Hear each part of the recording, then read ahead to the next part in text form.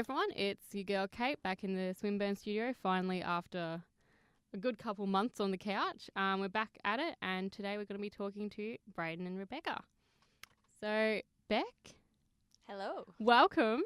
Hey, first thanks. podcast, first live, well not live, first. In person. That's the one I'm looking for. So do you just want to tell us a little bit about yourself? Well, I'm Bec, in case you didn't pick that one up. So I have a background in media and communications. I've worked for World Vision running communications for their youth activism program, VGen. I did that for about a year, and then I swapped to Fairtrade Australia and New Zealand and ran their social media channels for a year.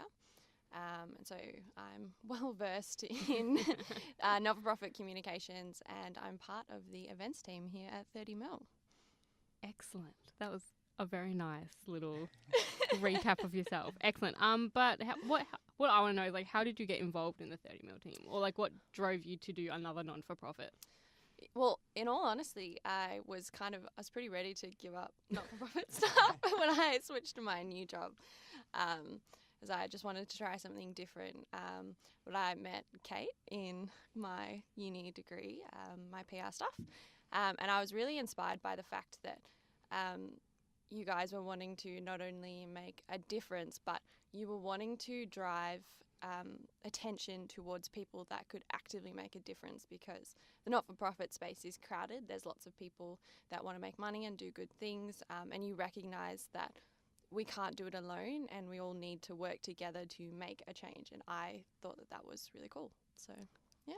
That was beautiful. Brayden, welcome to the studio. Thank you very much, Cait. It's good to be here. Well, welcome back to Australia. Thank you. We can actually hear what you sound like now. Yep. This is my first audio performance in on 30 Mil. Yeah. How do you feel? I feel good. It's excited to be communicating on a different platform. Oh, excellent. Now, we are missing a couple newbies today because they have other commitments, so they couldn't make it in. We do. Yeah. So tell us about them. Yeah, so we've started to expand our little team. We've got Sam McKenzie, who's going to be our representative at social events, and he's going to be part of our events team as well. And then we've also got James Clough, who's going to join the team, and also he's going to help out in events too. So we're a whole, I was going to say girl gang, but not so much anymore. Yeah, I was surrounded by women for a long time there, and it's good to see a few boys on board. Good. So in terms of what's happening next for 30 Mil, not so much long picture, let's say in the next 12 months, what exactly do you have planned for 30 Mil, if you have anything planned? Yeah, so obviously with all this new event stuff coming in, we thought we better up our games in the events area. We recently held the Mexican Fiesta down at Swinburne, which is awesome. So we're looking to do a bit more of that. And we're also looking to get involved with schools a bit more. Last year we did the Nagel Student Series, where we went and talked to them. Then we had 4 kids write articles for us. So we want to do something similar like that again, but maybe up the ante. And I guess you'll just have to stay tuned to see what that means. That's a nice little recap and summary of like who we are still, if you guys didn't already know.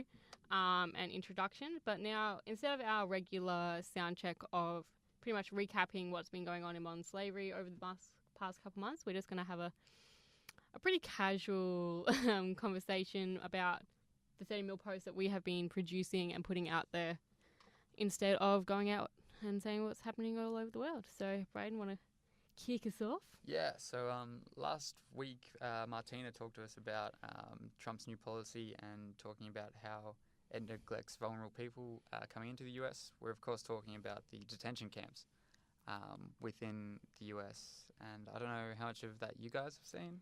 With the whole, are you talking about like the border Mexicans? Whole fiasco. The whole fiasco. Yeah. Well, so basically the US, and they'd been doing this for a while, but it's really come into the light since the Trump administration has kind of upped it a bit. And are we really surprised with what he's been doing? I wish we could say we were surprised. Yeah, we could talk for a good hour or so on that, but keep it short.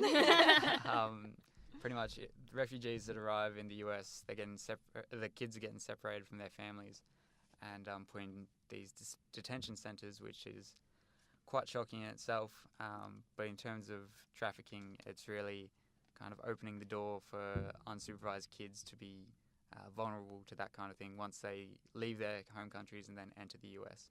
So, and especially if they get deported back to their home countries without their parents, that's a real danger for us. Can I Yes. throw you a question, which is not on the page, but so at the moment there's a little bit of a campaign going, which is #KidsOffNauru. Do you think that the kids that are on Nauru are at risk of similar kinds of things as the ones that are in America? Definitely. The Nauru situation is it's been going on for too long, and it has been getting better, but it's not good enough at the moment. I recently saw, I think it was this morning, there was a 14-year-old boy who was starving himself as a protest. I think he's down to, I don't know, 45 kilos or something small like that. And the soldiers don't want the guards there don't want anything to do with it. So that's one of the dangers. And then obviously, like we said with the US policy, the Australian policy could mirror that. So something really needs to be done there.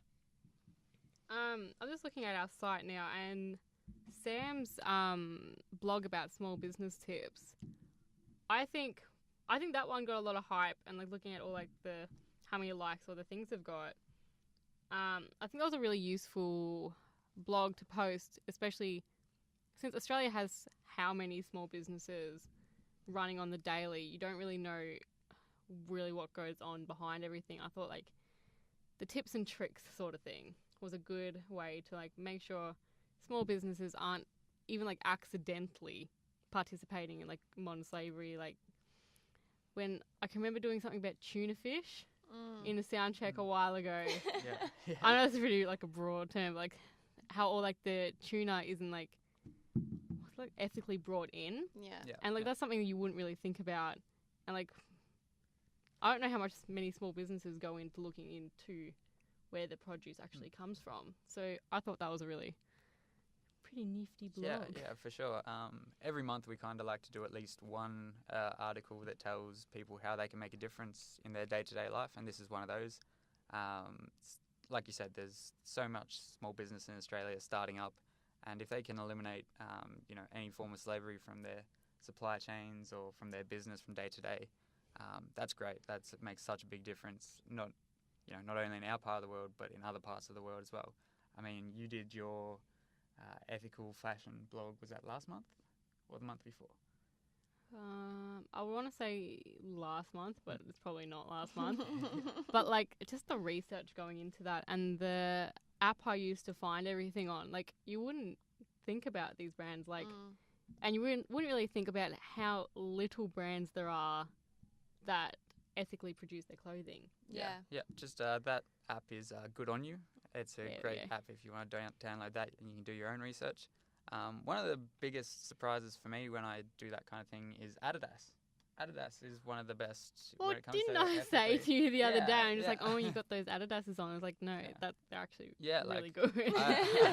Adidas has really lifted their game, and they also own Reebok as well. So if you wear those two, that's great. I won't wear Nike anymore, just knowing that their competition is doing so much better than they are. And the Baptist Australian Union, I can't remember the BAU, they release that report card every year. They've done one technology one and they've done fashion for a few years now. And that does put the pressure on brands to think about where their products are actually coming from.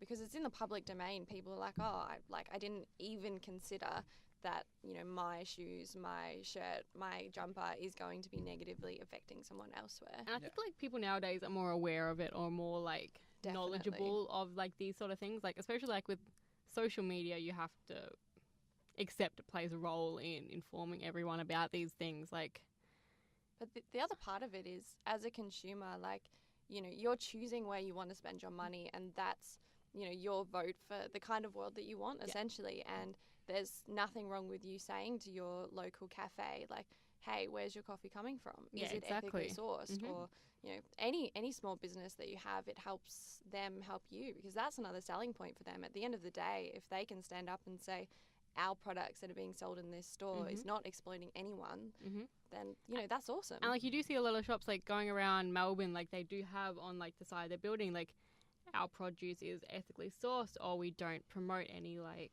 slavery type of sweatshop sort of things. Like it's everyone's getting more aware of it, so that's mainly a really good thing. But I still some people are like, oh yeah, Nike isn't so great. Yeah. I don't care that much. There's you'll still have those types of people. Yeah. Yeah, for sure. And yeah, just for a sneak peek for next month, we'll do a tech roundup as well. So keep your eyes out for that. Yeah, I really don't think about tech when it comes to this Not sort of at stuff. all. It's very difficult. I think clothing, like mainly. Clothing and food. Coffee. Coffee. As a uni student. I can't stop Coffee. thinking about tuna now. After that, I think it was that article, like, I can't stop thinking about tuna. Like, I have my little Safeway actually, I think it's, no, I want to say Coles does it. The tuna actually says where it come from. Like, where it actually is now. Like, I think it's just the home brand one, but you got to know these things. Yeah. Look, if home brand can do it, then anyone can. Exactly. So, Brayden, do you want to talk about your article you've recently done? Yeah, for sure. So this month I looked into the Mediterranean trafficking issue, mainly the issue of African citizens getting migrated into Europe, or trying to migrate to Europe rather, and the dangers that are associated with that. It's a pretty tricky equation to get right. Obviously, these people are fleeing, war, famine, all these kinds of things, and they're looking for a better life over in Europe. But as the Italian president, Sergio Mattarella, has said... you have to get that name right. Yeah, I'm not very good at being Italian. He said there's so many dangers once they arrive on Italian shores, such as organised criminal gangs who will pay for these people to come across and then recruit them into sex trafficking or other forms of forced labour. I mean, the alternative to that is stay in the war-torn countries, but... it's not a desirable outcome. There's no win-win. No. What do you guys think? How should this be looked at? I know I went on to say that there should be a better surveying of the situation and more help given by the EU. But again, that's a very easy thing to say but hard thing to do. So what do you guys reckon? Honestly, this is going to go real far, like, out of scope. Like, in, like, the perfect world, it wouldn't happen at all. No, it wouldn't. You're right. Like, you escape a war-torn country, come to a paradise in the Mediterranean. You wouldn't expect. Exactly. You wouldn't.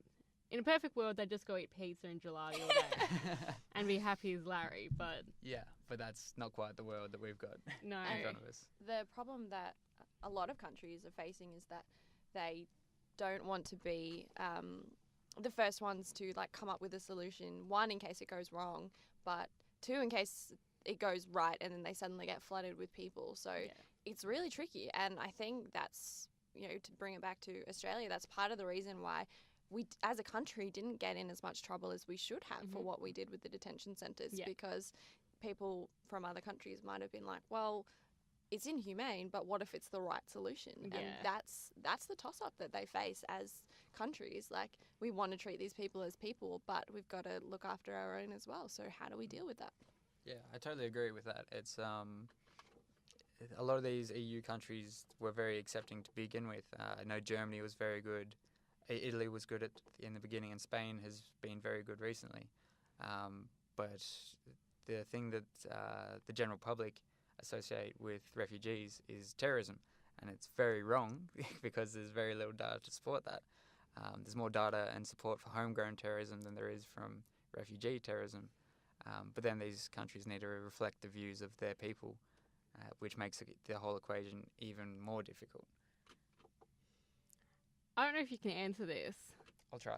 But say, I don't know, for, like, refugees, where is the safest place to go? Like, I know Australia's not great and as welcoming. America, let's not. And, like, with these Mediterranean issues, countries with the issues, like, if you can't actually stay in your country anymore, where can you go? Australia's not good. America's not good. Mediterranean not good. Where? Yeah. So the main appeal for a lot of these affected countries is Europe. If you look to Africa, Europe is close, Europe is safe and reasonably well established. And if you look at the Middle East, it's the same thing. You don't want to go further east into India, Pakistan, other countries where there is conflict. Europe is the holy grail for these kinds of things. And they've been mostly good. It's just every now and then there's a hiccup, and yeah, things like this can happen. Okay, that actually pretty summarised my question really well. But like, yeah, there's no win out of it. You leave your country and you pray for the best. Yeah, so there's a lot of different struggles apart from, you know, the potential to be trafficked once you arrive in the EU. I mean, traffickers are pretty switched on these days. Like I said before, they will pay for these people to come from from Africa to Europe, and then they'll pretty much say, well, you owe us, so you have to come work for us, and the work is, as we know, not great. So, you know, that's just one of the big struggles that they face. Another struggle is just, you know, fitting into everyday communities over there. There's an integration policy in most countries, and it's questionable at best. It's could do with a lot of work, but, you know, this is such a difficult thing to get right. Well, when you like saying the community aspect, in my sociology class, we were talking about, well, how Australia isn't. I was talking to Brayden about before. Australia's being called a tolerant country. I hate that word. Yeah. Tolerant is not a nice word. Yeah. You tolerate food. Yeah, you Don't tolerate people. I know. No. And like, we're talking about like discussing like when, say, a refugee comes in, or like someone who just wants to move to Australia but has a different skin colour, has a different accent, the communities around them aren't entirely accepting. And you'd think like 21st century Australia, you'd want to be like. And we're watching the a video on the Canalla riots, like back in 2005. I was not very vocal in 2005. I was Year 3 or something. Yeah, year 3. My biggest concern was what I was having for lunch at school. But like all these things, like it's still happening now as well. 2005 Canalla riots to the final solution a couple weeks ago. Yeah. But like I think in like a more social context, why would you want to come to a country that's not going to treat you like a human being, even if you got your citizenship, just because you spoke differently or looked differently? Exactly. Why would you want to? Yeah, for sure. Just touching on Fraser Anning, who made the final solution comment. That was shocking. And did you see Pauline Hanson was Yeah, dissing it? if- You know you really screwed up when Pauline Hanson. Hanson is saying no. I think Pauline Hanson's too much, so, you know, what can you say about this guy? Yeah. But, you know, when our politicians are making comments like that, we don't look good on the world stage. You can't. No one can let that be accepted by any means. And like you said, it doesn't matter if you come here as a refugee or if you're coming here legally with your full citizenship and what have you. We just can't have our leaders talking like that. This country was built on different nationalities and different backgrounds. I mean, Cait and I are Italian. Bec, where's your... Oh, we've been in Australia for like 7 generations. That ginger hair came Probably, somewhere. Yeah, it has to have come from somewhere. Yeah, exactly. I mean, we can't, especially us. It's not, you know, that any country can say, but especially us, who we are so great because we are made up of all these different backgrounds. And like people identify Australia as being a multicultural country. Exactly. Exactly. Yeah, we can't have our leaders saying this kind of thing. And look, we apologise on behalf of him, and he shouldn't have even made it there. So I think that's a nice little way to make noise. But yeah, well, thanks guys for listening. That was a very nice like ending point, I believe. But you guys want to say anything else before we wrap up? No, thanks for having us, Cait. That was great to be here. Good to chat. Yeah. Happy to have you guys back whenever you want. If you heard of So of course, as always, guys, make noise.